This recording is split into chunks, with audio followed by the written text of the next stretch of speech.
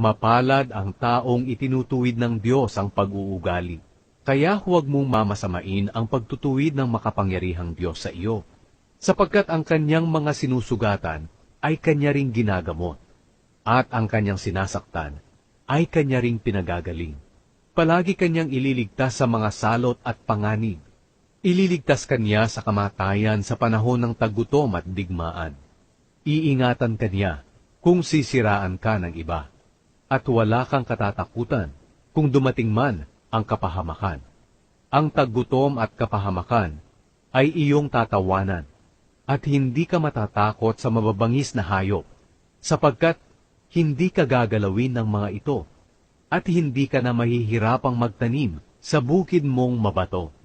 Mamumuhay ng payapa ang sambahayan mo, at walang mawawala sa iyong mga hayop. Dadami ang iyong angkan na parang kasindami ng mga damo sa lupa.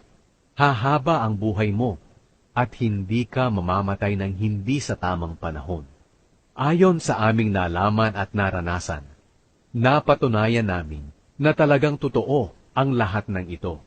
Kaya dinggin mo ito at isabuhay para sa ikabubuti mo.